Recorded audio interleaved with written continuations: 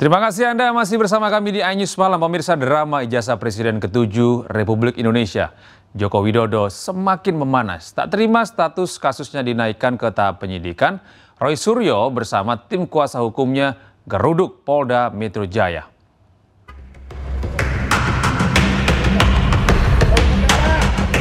Roy Suryo datang ke Polda Metro Jaya dengan didampingi tim pembela ulama dan aktivis. Roy datang untuk menyerahkan surat ke Kabak Wasidik Polda Metro Jaya dan ke Direskrimum Polda Metro Jaya. Surat tersebut berisi permintaan atau permohonan untuk dilakukan gelar perkara khusus pada proses laporan Jokowi. Roy CS mendesak agar penyidik memeriksa Jokowi terlebih dahulu karena statusnya sebagai saksi korban atau pelapor. Selain itu, tim kuasa hukum Roy Suryo juga meminta kepada Polda Metro Jaya untuk memanggil Joko Widodo untuk hadir dalam proses gelar perkara nanti. Nah, hari ini agenda kami ada dua. Ada dua, yang pertama menyerahkan surat ke Kabak Wasidik Polda Metro Jaya. Yang kedua menyerahkan surat ke Direskrimum Polda Metro Jaya. Surat yang pertama berkaitan dengan kami ingin menyampaikan permintaan atau permohonan untuk dilakukan gelar perkara khusus pada proses laporan Saudara Joko Widodo di Polda Metro Jaya. Mengingat apa yang disampaikan oleh Kabid Humas Polda Metro Jaya, Kombes Pol Ade Arisam Indradi, yang telah meningkatkan penyelidikan kepada penyidikan berdasarkan gelar perkara Polda Metro Jaya, itu gelar perkaranya tidak melibatkan kami selaku pihak yang berkepentingan dalam hal ini selaku terlapor. Roy Suryo CS juga meminta agar dokumen ijazah Joko Widodo untuk dilakukan pemeriksaan ulang di laboratorium forensik guna membuktikan laporan atas dugaan pencemaran nama baik dirinya. Dari Jakarta, Muharlin, iNews melaporkan. Sebelumnya pemirsa, Polda Metro Jaya menaikkan laporan Presiden ke-7 Republik Indonesia Joko Widodo terkait pencemaran nama baik naik ke tahap penyidikan. Dengan naiknya kasus ini, Roy Suryo CS terancam menjadi tersangka. Laporan Presiden ke-7 RI Joko Widodo terkait dugaan fitnah atau pencemaran nama baik buntut tudingan ijazah palsu naik ke tahap penyidikan. Polisi menyatakan menemukan unsur pidana dalam laporan. Polisi juga membuka peluang untuk memanggil kembali Jokowi sebagai pelapor untuk diperiksa lebih lanjut. Berdasarkan hasil gelar perkara tadi malam, maka terhadap laporan polisi yang pertama, pelapornya adalah Saudara Insinyur HJW, dalam proses penyelidikan yang sudah dilakukan, dalam gelar perkara disimpulkan, ditemukan ya, hasil penyelidikan sudah ditemukan dugaan peristiwa pidana sehingga perkaranya ditingkatkan ke tahap penyidikan. Sebelumnya, Jokowi mendatangi Polda Metro Jaya 30 April lalu untuk melaporkan sejumlah pihak yang dinilai telah mencemarkan nama baiknya. Di antaranya mantan Menpora Roy Suryo, ahli digital forensik Rismon Sianipar, pegiat media sosial Dr. Tifauziah Tiasuma, pemerhati politik Rizal Fadilah, dan seseorang berinisial K. Tim Liputan iNews melaporkan. Kader Partai Solidaritas Indonesia PSI Dian Sandi Utama memenuhi panggilan pemeriksaan sebagai saksi terkait kasus tudingan ijazah palsu milik Joko Widodo. Dian Sandi tiba di Polda Metro Jaya sekitar pukul 10 pagi dan baru selesai menjalani pemeriksaan pada pukul 5 sore. Dian Sandi mengaku dicecar 26 pertanyaan oleh penyidik. Ini merupakan pemeriksaan pertama Dian Sandi setelah Subdit Keamanan Negara di Reskrimum Polda Metro Jaya meningkatkan status perkara tersebut dari penyelidikan menjadi penyidikan. Sementara saat kasus tudingan ijazah palsu Jokowi masih dalam tahap penyidikan, Dian Sandi sudah 2 kali menjalani pemeriksaan sebagai saksi. Pemeriksaannya sekitar 6 jam ya. Selebihnya tadi hanya tanda tangan aja gitu. Kalau pertanyaannya dia juga? Kalau itu kan karena ini sudah statusnya penyidikan, mungkin itu sudah masuk ke dalam materi. Jadi mungkin tidak mungkin lagi bisa disampaikan ke teman-teman media. Tapi saya datang atas undangan sebagai saksi pertama setelah penyidikan. Jadi ini kedatangan saya yang pertama sebenarnya untuk yang status penyidikan atas peristiwa tanggal 22 Januari itu. Tetapi dalam pengembangannya kan banyak hal yang digali, termasuk saya memperkuat apa yang pernah saya sampaikan waktu masih penyelidikan. Saya tidak akan bergeser sedikit pun, saya tetap berada pada satu keyakinan bahwa ijazah itu asli, dan saya tidak akan mundur sejengkal sekalipun. Entah mereka mau mengintimidasi saya seperti apapun, itu saya tidak akan mundur. Mereka boleh membahas saya potensi pidana apa segala macam 5 kali sehari. Setiap kali keluar dari pemeriksaan mereka selalu menyalahkan saya. Tapi itu kan maunya mereka. Saya percaya bahwa hukum ini bisa bekerja dengan baik, pemeriksaan ini bisa berjalan, hasilnya pun pasti akan presisi. Kita beralih ke informasi lain, pemirsa. Kompolnas mengaku mengantongi informasi baru terkait kematian diplomat muda Arya Daru Pangayunan dan akan segera berkoordinasi dengan kepolisian. Sementara itu, hingga saat ini polisi masih mendalami penyelidikan untuk mengungkap penyebab kematian.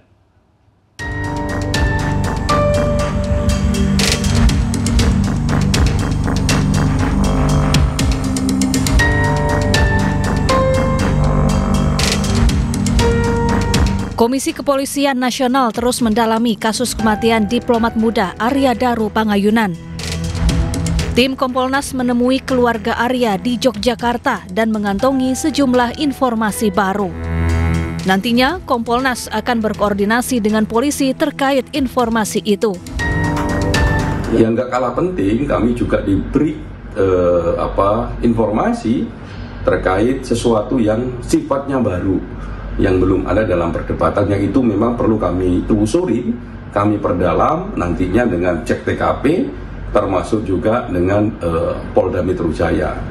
Nah, pentingnya untuk ngecek sesuatu yang baru ini untuk mengklarifikasi, ya, apakah betul peristiwanya seperti itu, apakah betul sesuatu yang baru ini masih berhubungan dengan peristiwanya ataukah tidak, atau memiliki makna yang lain.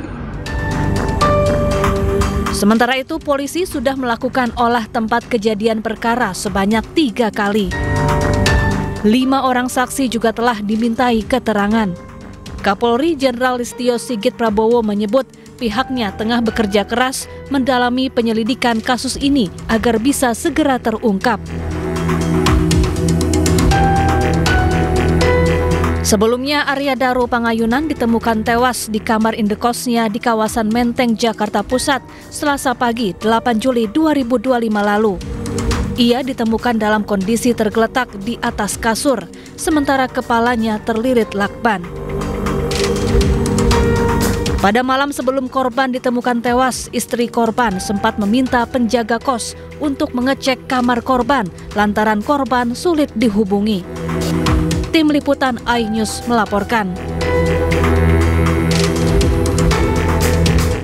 Sementara itu, Polda Metro Jaya masih menunggu hasil laboratorium dan psikologi forensik terkait penyebab kematian diplomat muda Kemenlu Arya Daru Pangayunan. Polda Metro menyebut pemeriksaan lapor tersebut akan keluar paling cepat 2 minggu. Untuk perkembangan penanganan penyelidikan korban inisial ADP, ya, diplomat Kemenlu, itu hingga saat ini masih berjalan, masih bergulir, ya. Mohon bersabar, mohon waktu karena penyidik sedang menunggu hasil dari lab 4, ya, hasil pemeriksaan dari lab 4. Kurang lebih kemarin 7 hari, berarti 6 hari lagi, ya, masih 6 hari lagi, ya, karena memang pemeriksaan lapor itu memang membutuhkan waktu minimal 2 minggu. Kita beralih ke informasi berikutnya, pemirsa. Gubernur Jawa Barat Deddy Mulyadi mengingatkan seluruh sekolah negeri di Jawa Barat dilarang melakukan pungutan biaya apapun alias gratis. KDM juga meminta sekolah untuk tidak melakukan jual beli seragam, termasuk buku pelajaran.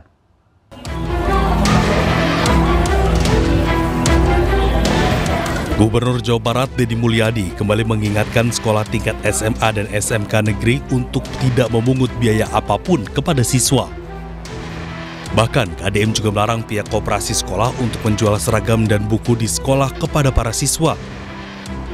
Menurut Deddy, selain dibuat untuk menurunkan tingkat putus sekolah, aturan ini juga dibuat untuk mencegah adanya pungutan liar di lingkungan sekolah. Sekolah gratis di negeri ya jelas sekolahnya tidak boleh ada pungutan apapun. Pertama, dulu kan suka ada jualan seragam tuh di sekolah. Beli baju seragam melalui koperasi sekolah. Hari ini kan nggak ada. Nah persoalan kemudian baju seragam di toko lebih mahal, ya itu resiko lah. Daripada sekolah yang diomongin, dilakukan aja toko yang diomongin. Meski menuai kontroversi, KDM berharap sekolah swasta tidak mempermasalahkan kebijakannya tersebut agar para siswa di Jawa Barat bisa bersekolah secara gratis. Kependidikan di Purwakarta ya bahwa kecenderungan sekolah swasta itu memang sejak 5 tahun terakhir menurun jumlah partisipasi di sekolahnya. Kemudian malah tahun ini saya dengar SMA itu naik. SMA naik yang tahun ini bukan menurun, SMA itu naik. Cuman problemnya di situ kita harus bisa memilah sekolah swasta yang memiliki kualifikasi apalagi favorit full. Sebelumnya, Deddy Mulyadi mengklaim kebijakan rombongan belajar satu kelas untuk 50 siswa dan menggratiskan biaya sekolah di sekolah negeri berhasil menurunkan tingkat putus sekolah di Jawa Barat. Dari Bandung, Jawa Barat, Ervan David, iNews melaporkan. Proses hukum terkait insiden maut pesta rakyat pernikahan anak Gubernur Jawa Barat Deddy Mulyadi diambil alih oleh Ditreskrimum Polda Jabar. Diketahui 3 orang tewas dalam insiden itu.